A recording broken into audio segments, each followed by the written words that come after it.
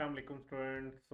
हम अपने last lecture में डिस्कस कर रहे थे कि फिस्कल पॉलिसी के कुछ डिफरेंट टूल्स होते हैं गवर्नमेंट के पास, और वो टूल्स क्या हैं। वो दो टूल्स हैं, एक गवर्नमेंट का रेवेन्यू और एक गवर्नमेंट के एक्सपेंडिचर। इन दो टूल्स को इस्तेमाल करते हुए कोई भी फिस्कल पॉलिसी बनाई जा सकती है अपने मैक्रो इकोनॉमिक जो है ना इकोनॉमिक ऑब्जेक्टिव्स को अचीव करने के लिए। ठीक है।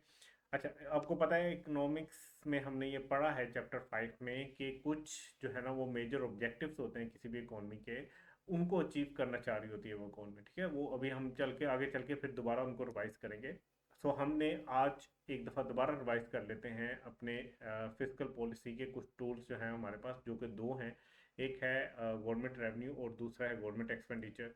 ठीक है, तो एक दफ़ा इनको रिवाइज कर लेते हैं जल्दी से। तो हमने कहा था गवर्नमेंट के रेवेन्यूज से हैं वो दो तरह के हो सकते हैं, एक होता है टैक्स रेवेन्यू और एक होता है non tax revenue. Tax revenue में कौन कौन से टैक्सेस आ जाते हैं ये काइंडली आपने नाम याद रख लेने हैं सारे। ठीक है, आगे चल के जो नेक्स्ट चैप्टर है उसमें हम इनको पढ़ भी लेंगे ये क्या होते हैं। इनकम टैक्स आ जाता है, प्रॉपर्टी टैक्स आ जाता है, सेल टैक्स आ जाता है, गेन टैक्स आ जाता है, वेल्थ टैक्स आ जाता है, और जितने भी तरह के टैक्सेस हैं ये टैक्सेस लगा के गवर्नमेंट जो रेवेन्यू गैदर करती है उसको हम कहते हैं टैक्स रेवेन्यू। इन टैक्सेस के अलावा, मतलब टैक्सेस की फॉर्म के अलावा किसी भी तरह अगर गवर्नमेंट कोई रेवेन्यू इकट्ठा कर रही है उसको हम कहते हैं नॉन टैक्स रेवेन्यू। इसमें क्या आ जाता है कि वो फाइन्स और पेनल्टीज ले रही होती है लोगों से। वो ट्रेडिंग कर रही है अगर गवर्नमेंट, उससे कोई प्रॉफिट कमा रही है, रेंटल इनकम से कोई प्रॉफिट कमा रही है या इनकम कमा रही है, फिर उसको अगर कोई फ़ी मिल रही है जैसे स्कूल फ़ी वगैरह इस तरह की फ़ीस आ रही है, वो उसकी एक इनकम का जरिया है। अगर जैसे कि पोस्ट ऑफिस है, इनकम फ्रॉम पोस्ट ऑफिस। ठीक है, या पोस्ट से जो आपकी पोस्ट है, जो आपका पाकिस्तान का पोस्ट ऑफिस है, ठीक है, इससे डाक वगैरह से कोई पैसे कमा रही है, इसी तरह डिफरेंट ट्रेन से कोई पैसे कमा रही है, उसकी अगर सरकारी गाड़ियाँ चल रही हैं, ट्रांसपोर्टेशन का काम है, उससे कोई पैसे कमा रही है, कार्गो का काम कर रही है, इन सब से जो पैसे कमा रहे होंगे वो क्या कहलाएगी, नॉन टैक्स रेवेन्यू में। ठीक है। गवर्नमेंट एक्सपेंडिचर्स की बात करें तो दो तरह के एक्सपेंडिचर हैं, एक डेवलपमेंटल एक्सपेंडिचर होते हैं, एक नॉन डेवलपमेंटल एक्सपेंडिचर होते हैं। ठीक है, ये एग्जांपल्स वैसे आप याद कर लीजिएगा इनकी। डेवलपमेंटल एक्सपेंडिचर क्या हो सकते हैं, ट्रांसपोर्टेशन के ऊपर अगर गवर्नमेंट को खर्चे कर रही है, रोड्स वगैरह बना रही है, एग्रीकल्चर के ऊपर कोई खर्चे कर रही है, उसकी डेवलपमेंट के ऊपर काम कर रही है, डैम्स बना रही है, ये सारी चीज़ें इसमें आ रही हैं। ठीक है, ये डेवलपमेंटल एक्सपेंडिचर्स में आ रही होंगी, मतलब कैपिटल गुड्स बनाने को क्या क्या कहा जाता है, डेवलपमेंटल एक्सपेंडिचर। अच्छा, जो इनके अलावा हैं खर्चे, ठीक है, जो नॉन डेवलपमेंटल एक्सपेंडिचर, उसमें क्या आ जाता है, आपके डिफेंस का खर्चा उसमें आ जाता है। ठीक है, आपका सोशल सर्विस का खर्चा उसमें आ जाता है, लॉ एंड ऑर्डर को मेंटेन करने का खर्चा उसमें आ जाता है, और सिविल एडमिनिस्ट्रेशन के सारे खर्चे आ जाते हैं। ठीक है, आपकी पुलिस और जो बाकी आपकी फोर्सेज हैं उन सारों को चलाने के खर्चे भी नॉन डेवलपमेंटल एक्सपेंडिचर में आ जाते हैं। इवन कि जो आपके वजीर हैं और जितने भी जो आपके गवर्नमेंट के ऑफिसर्स हैं, इनको जो सैलरी दी जाती है वो भी नॉन डेवलपमेंटल एक्सपेंडिचर में आ जाता है। अब आ जाते हैं कि टाइप्स क्या होती हैं फिजिकल पॉलिसी। ठीक है, टाइप्स जो है ना फिजिकल पॉलिसी की दो होती हैं, एक होती है एक्सपेंशनरी फिजिकल पॉलिसी, ठीक है, और एक होती है कॉन्ट्रैक्शनरी फिजिकल पॉलिसी। अब ये एक्सपेंशन और कंट्रैक्शन का वर्ड तो आप पहले से समझ चुके हैं, पहले भी हम पढ़ चुके हैं। अब यहाँ पे एक्सपेंशनरी फिजिकल पॉलिसी क्या होगी इसको समझते हैं। एक्सपेंशनरी फिजिकल पॉलिसी जो होती है इसको एंटी डिफ्लेशनरी पॉलिसी भी कहते हैं। ठीक है, एंटी डिफ्लेशनरी पॉलिसी भी कहते हैं। इस पॉलिसी के अंदर गवर्नमेंट क्या करती है, अपने एक्सपेंडिचर्स को बढ़ा देती है अपने रेवेन्यू से। ठीक है, मतलब इंक्रीज कर देती है गवर्नमेंट अपनी स्पेंडिंग और डिक्रीज कर देती है अपने रेवेन्यू को, जो कि टैक्स की फॉर्म में होता है। ठीक है, टैक्स रेवेन्यू को कम कर देती है और अपनी स्पेंडिंग को बढ़ा देती है, तो गवर्नमेंट स्पेंडिंग ज़्यादा हो जाती है, टैक्स रेवेन्यू कम हो जाता है। Expansionary physical policy seek to increase economic growth. इसके पीछे मकसद क्या होता है ये करने का, ताकि इकोनॉमिक ग्रोथ हासिल की जा सके, एम्प्लॉयमेंट की जा सके, लोगों को ज़्यादा से ज़्यादा एम्प्लॉयमेंट दी जा सके और एक्सपोर्ट को बढ़ाया जा सके। ठीक है, ये होगा कैसे, गवर्नमेंट अपने स्पेंडिंग को बढ़ा देगी और डिक्रीज कर देगी टैक्सेस को। ठीक है, टैक्स कैसे कम कर सकती है, टैक्स के ऊपर वो डिस्काउंट देना शुरू कर दे, टैक्स कट करना शुरू कर दे, या टैक्स के ऊपर एग्जाम्पशंस देना शुरू कर दे। ठीक हो गया, तो होगा क्या से कि यहाँ पे अब आपका जो है ना वो एक्विलिब्रियम है, ये आपकी नेशनल इनकम है। ठीक है, ये आपकी एग्रीगेट डिमांड है, ये आपकी शॉर्ट एंड एग्रीगेट सप्लाई है। ठीक है, अब यहाँ पे आप खड़े हो और ये आपका एक्विलिब्रियम है। अब गवर्नमेंट क्या करेगी, गवर्नमेंट 80 को बढ़ाएगी। ठीक है, एडी को बढ़ाना चाह रही है। एडी का एक कंपोनेंट आपको याद होगा, जी भी है, गवर्नमेंट स्पेंडिंग भी है।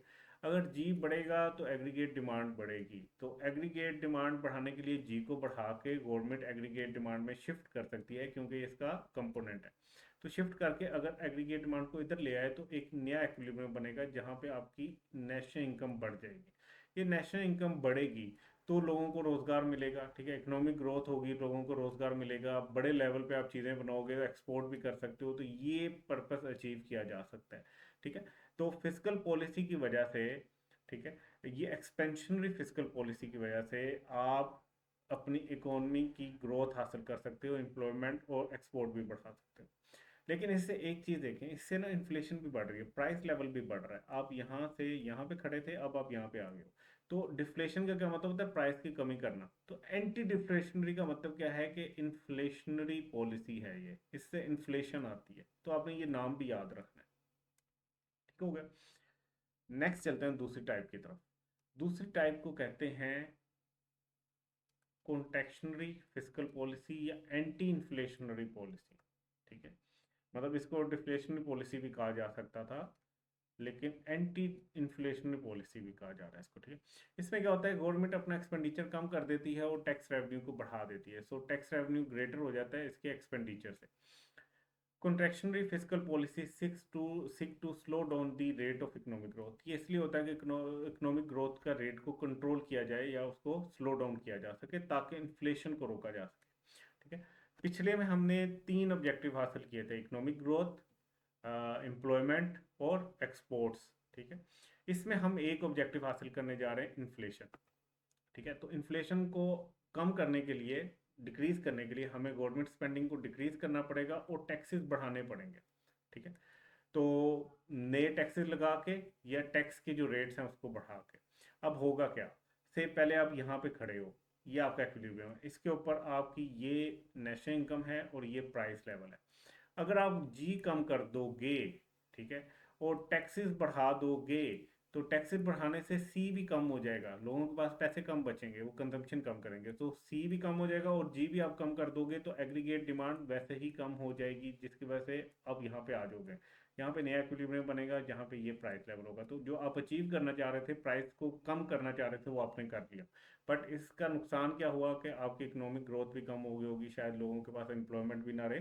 सो दोनों पॉलिसीज जो हैं, कंट्रैक्शनरी और एक्सपेंशनरी, इसको बहुत एहतियात से गवर्नमेंट लगाती है, क्योंकि इसमें दोनों में कुछ ना कुछ खोना पड़ता है, कुछ ना कुछ पाना पड़ता है। जैसे एक्सपेंशनरी में हमें इकोनॉमिक ग्रोथ भी मिली, एम्प्लॉयमेंट भी मिली और एक्सपोर्ट भी बढ़ी, लेकिन हमें साथ इन्फ्लेशन भी मिल गई, जो कि हम नहीं चाहते।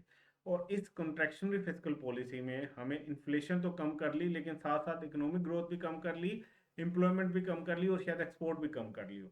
सो बैलेंस करके कहीं गवर्नमेंट को ये लगानी पड़ती है। सो ये दो टाइप्स थे इसकी। आई होप ये आपको याद रहेगा, इसके नाम भी याद रखने आपने। ठीक है, ये इंपॉर्टेंट है पॉलिसी। नेक्स्ट चलते हैं कि फिस्कल पॉलिसी के ऑब्जेक्टिव्स क्या होते हैं और उसकी लिमिटेशंस क्या होती हैं। ठीक है, पहले ऑब्जेक्टिव्स की बात कर लेते हैं। ऑब्जेक्टिव क्या हो सकता है, अभी हम पढ़ के आए हैं। एक तो ऑब्जेक्टिव वही है जो मैक्रो इकोनॉमिक्स के हमने ऑब्जेक्टिव पढ़े हैं, इकोनॉमिक ग्रोथ हासिल करना। ठीक है, most economist agree that consistent gradual economic growth is favourable. मतलब सारे ये समझते हैं कि यार अगर स्लो स्लो और कंसिस्टेंट ग्रो होती रहे इकोनॉमी तो ये बहुत अच्छी बात है। तो ये अचीव करना हम चाहते हैं। हाई एम्प्लॉयमेंट अचीव करना चाहते हैं। ठीक है, फिजिकल पॉलिसी के साथ government have a social objective to ensure high level of employment. ठीक है, लोगों के पास रोजगार ज़्यादा होगा तो लोग खुश होंगे। ठीक है, उसके बाद क्या है कि लो इन्फ्लेशन, ये भी अचीव करना चाहती है। इसमें क्या होता है कि प्राइस लेवल को जितना कम रखा जा सके उतना कम रखना है। अच्छा, ये वाला अचीव करने के लिए हम लगाते हैं एक्सपेंशनरी। ठीक है, ये अचीव करने के लिए भी हम लगाते हैं एक्सपेंशनरी। ये अचीव करने के लिए हम लगाते हैं कॉन्ट्रैक्शनरी फिस्कल पॉलिसी। ठीक है, ये याद रखना है आपने।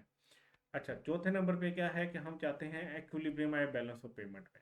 ये कैसे होगा? दिस इंश्योर्स, इससे क्या होगा कि हमारी एक्सपोर्ट और इंपोर्ट इक्वल रहेंगी। ठीक है, एक्सपोर्ट और हमारी जो है इंपोर्ट, ये इक्वल रहेगी। तो ये भी हम करना चाह रहे होते हैं। इसके लिए हम क्या कर रहे होते हैं कि हम जो है ना वो स्पेंडिंग बढ़ाते हैं। ठीक है, तो हमारी एक्सपोर्ट भी बढ़ रही होती है जब इकोनॉमिक ग्रोथ आती है, तो इसके लिए भी हम एक्सपेंशनरी पॉलिसी लगा रहे होते हैं। और लास्ट क्या है, ये एक नया है, ये चैप्टर 5 में नहीं था, बट ये भी एक आप कह लो कि इकोनॉमी का ऑब्जेक्टिव होता है। उसका इकोनॉमी का ऑब्जेक्टिव होता है कि फिजिकल बजट जो है वो बैलेंस में रहना चाहिए। मतलब गवर्नमेंट का रेवेन्यू इक्वल रहना चाहिए गवर्नमेंट के एक्सपेंडिचर के, ठीक है। Government expenditure revenue and national debt must be balance through, ठीक है। और जो उसमें कर्जे लेने हैं वो भी कहीं इसी में एडजस्ट होने चाहिए। एक हद से ज़्यादा ना तो खर्चे हों, हद से ज़्यादा ना तो रेवेन्यू हो, हद से ज़्यादा ना तो डेट हो। तो ये भी एक ऑब्जेक्टिव होता है। सो हमने 5 ऑब्जेक्टिव्स पढ़ लिए। नेक्स्ट लिमिटेशन की बात करते हैं। फिजिकल पॉलिसी की कुछ लिमिटेशंस होती हैं, इसकी कुछ कमियां होती हैं। सबसे पहली जो लिमिटेशन है वो ये है कि फोरकास्ट करना पड़ता है आपको। आज अगर आप फिजिकल पॉलिसी लगाने जा रहे हो और आप सोचते हो कि यार मैं जी को बढ़ा दूंगा तो मेरी इकोनॉमी ग्रो कर जाएगी, तो बहुत से फैक्टर आपको देखने पड़ेंगे, ठीक है। आपको प्रिडिक्ट करनी पड़ेंगी बहुत सी चीज़ें, ठीक है। Physical policy involve prediction of various economic activities, जैसे कि गवर्नमेंट के एक्सपेंडिचर को प्रोडिक्ट करना पड़ेगा, फिर मल्टीप्लायर कैसे काम करेगा, उसको एक्सेलरेटर कैसे काम करता है, उसको ये सारी चीज़ें आपको प्रोजेक्ट करनी पड़ती हैं, पहले से प्रिडिक्ट करनी पड़ती है, इनको पहले से आपको इसकी पेशन गोई करनी पड़ती है। और फिर टैक्स कैसे कैसे रिसीव होगा, ये सारे फैक्टर्स आपको पहले से प्रिडिक्ट करने पड़ते हैं। ये जो प्रोडिक्शन है ना, ये बहुत ही डिफिकल्ट काम है और ये एक्यूरेटली समटाइम नहीं हो सकता। तो ये फिजिकल पॉलिसी की एक लिमिटेशन है, फोरकास्टिंग, ठीक है। फ्यूचर के बारे में फोरकास्ट करना, ये इसकी लिमिटेशन है। सेकेंड लिमिटेशन क्या है कि टाइम लैग। हमने और भी टाइम लैग काफ़ी जगहों पे पढ़ा है कि अगर आप आज ये पॉलिसी अप्लाई करते हो तो ऐसा नहीं होगा कि फ़ौरन से आपको आपका ऑब्जेक्टिव रिसीव हो जाए या मिल जाए, अचीव हो जाए फ़ौरन से। आपको टाइम लगेगा, ठीक है। आपको उसके रिजल्ट देखने में टाइम लगेगा। उसके बाद है क्राउडिंग आउट इफेक्ट। ये सबसे ज़्यादा बच्चों को तंग करता है, इसको अच्छे से समझ लीजिएगा। फिजिकल पॉलिसी की एक लिमिटेशन ये है कि अगर गवर्नमेंट ये चाहे कि एक्सपेंशनरी पॉलिसी लगानी है तो उसको क्या करना पड़ेगा, गवर्नमेंट स्पेंडिंग बढ़ानी पड़ेगी। अब जब गवर्नमेंट अपनी स्पेंडिंग बढ़ाती है तो समटाइम क्या होता है कि जो प्राइवेट सेक्टर है ना, उस बेचारे के पास मार्जिन ही नहीं बचता। हर जगह जहाँ पे इन्वेस्टमेंट का मौका है गवर्नमेंट खुद वहाँ पे पहले घुस जाती है और प्राइवेट सेक्टर जो है वो बेचारा दब जाता है, ठीक है। और समटाइम अगर वो नहीं भी दब रहा तो गवर्नमेंट क्या करती है, खुद क्योंकि वो एक्सपेंडिचर करना चाह रही है तो वो इंटरेस्ट रेट बढ़ा देती है। इंटरेस्ट रेट जब बढ़ जाता है तो कर्जा लेना महंगा मुश्किल हो जाता है, और महंगा हो जाता है तो लोग इन्वेस्टमेंट कम कर देते हैं, ये हमने पढ़ा भी है, ठीक है। तो ये क्राउडिंग आउट इफेक्ट कहलाता है। Crowding out effect means increase in government expenditure, ठीक है, फॉर स्टिमुलेटिंग एग्रीगेट डिमांड, ताकि वो एग्रीगेट डिमांड बढ़ा सके। इसके लिए गवर्नमेंट समटाइम एक्सपेंडिचर इंक्रीज करती है, मे लीड, और ये इसकी वजह से होता क्या है, to decrease the private expenditure by increasing rate of interest. तो रेट ऑफ इंटरेस्ट बढ़ा के प्राइवेट एक्सपेंडिचर को कम करने के लिए, ठीक है, जो ये भी उसकी तरफ लेके जा रहा होता है कि अगर आप गवर्नमेंट खुद एग्रीगेट डिमांड बढ़ाना चाहती है तो वो इंटरेस्ट रेट बढ़ा के प्राइवेट सेक्टर की स्पेंडिंग जो है उसको कम कर रही होती है। अच्छा, उसके बाद चौथा जो पॉइंट है जो इसकी लिमिटेशन में आता है वो है नेगेटिव इम्पैक्ट ऑफ टैक्स। अगर आप कॉन्ट्रैक्शनरी पॉलिसी लगाने लगे हो, कॉन्ट्रैक्शनरी फिजिकल पॉलिसी, तो आपको क्या करना पड़ेगा, टैक्स बढ़ाना पड़ेगा। जब आप टैक्स का बढ़ाओगे, उसके रेट्स को बढ़ाओगे, तो होगा क्या, इससे एग्रीगेट डिमांड कम हो जाएगी, ठीक है। और इन्फ्लेशन भी हो सकता है कम हो जाए, लेकिन ये डीमोटिवेट कर देगा काम को, ठीक है। लोगों को लगेगा कि यार हम काम कर रहे थे, अच्छा भला इकोनॉमी ग्रो कर रही थी, ठीक है, महंगाई आ रही थी लेकिन ग्रो तो कर रही थी, लोगों के पास पैसे पहुंच रहे थे, लेकिन गवर्नमेंट ने टैक्स लगा के जो है ना हमारे साथ नाइंसाफी की। अब हमारे पास स्पेंडिंग करने के लिए, कंजम्पशन करने के लिए पैसे कम बचे, तो लोग डीमोटिवेट भी हो जाते हैं। ये भी इसकी एक लिमिटेशन है। Lack of coordination with monetary policy. अच्छा, दो पॉलिसीज हैं, एक है फिजिकल पॉलिसी जो अभी हमने पढ़ी है, और एक है मॉनेटरी पॉलिसी, ठीक है। फिजिकल पॉलिसी भी किन दो चीज़ों के ऊपर डिपेंडेंट होती है, गवर्नमेंट स्पेंडिंग और टैक्स के ऊपर। मॉनेटरी पॉलिसी जो होती है ये मनी सप्लाई के ऊपर डिपेंडेंट होती है, ठीक है, मनी सप्लाई। अच्छा, दोनों का काम क्या होता है, दोनों एक्सपेंशनरी भी हो सकती हैं, ठीक है, और कॉन्ट्रैक्शनरी भी हो सकती हैं। ये भी एक्सपेंशनरी भी हो सकती है और कॉन्ट्रैक्शनरी भी हो सकती है। एक्सपेंशनरी का मतलब क्या है कि एग्रीगेट डिमांड बढ़ाना, और कॉन्ट्रैक्शनरी का मतलब क्या है, एग्रीगेट डिमांड कम करना। ये भी इसी काम के लिए होती है। एक्सपेंशनरी का मतलब एग्रीगेट डिमांड बढ़ाना और कॉन्ट्रैक्शनरी का मतलब एग्रीगेट डिमांड कम करना। अब ये दोनों पॉलिसी जो है ना ये गवर्नमेंट लगा रही होती है, ठीक है। ये स्टेट बैंक की मदद से लगा रही होती है, ये एफबीआर की मदद से लगा रही होगी, या बाकी डिपार्टमेंट की मदद से लगा रही होगी। अगर एक कंट्री में फिस्कल पॉलिसी जो है वो एक्सपेंशनरी लगाई हुई है, इसका मतलब यह है कि फिस्कल पॉलिसी के साथ एग्रीगेट डिमांड को बढ़ाना चाह रही है गवर्नमेंट, जबकि दूसरी तरफ उसने मॉनेटरी पॉलिसी जो है वो कॉन्ट्रैक्शनरी लगाई हुई है कि उसके साथ वो एग्रीगेट डिमांड को कम करना चाह रही है। तो ये अप लेके जा रही होगी एग्रीगेट डिमांड को, ये डाउन लेके जा रही होगी, तो नेट इफेक्ट जो है वो जीरो होगा या बहुत कम होगा, क्योंकि दोनों ऑपोजिट डायरेक्शन में काम कर रही है। तो एक कोऑर्डिनेशन चाहिए होता है दोनों पॉलिसीज को। अगर ये भी एग्रीगेट डिमांड बढ़ाने के लिए हो, ये भी बढ़ाने के लिए हो, तो फिर इनका इफेक्ट बहुत ज़्यादा होगा। सो कोऑर्डिनेट करना जो है वो बहुत ज़रूरी है। Successful physical policy largely depend upon the coordination with monetary policy. Any lack of this regard will lead to failure of physical policy. अगर आप मॉनेटरी पॉलिसी के साथ कोऑर्डिनेट करके नहीं चलोगे तो आपके लिए एक फेलियर होगा। ठीक है। सो नेक्स्ट अपने लेक्चर के अंदर इंशाल्लाह हम अपना लास्ट पार्ट कवर करेंगे जो कि है टैक्सेशन। अपना ख्याल रखिएगा, इंशाल्लाह मिलेंगे अगली वीडियो में। अल्लाह हाफिज़।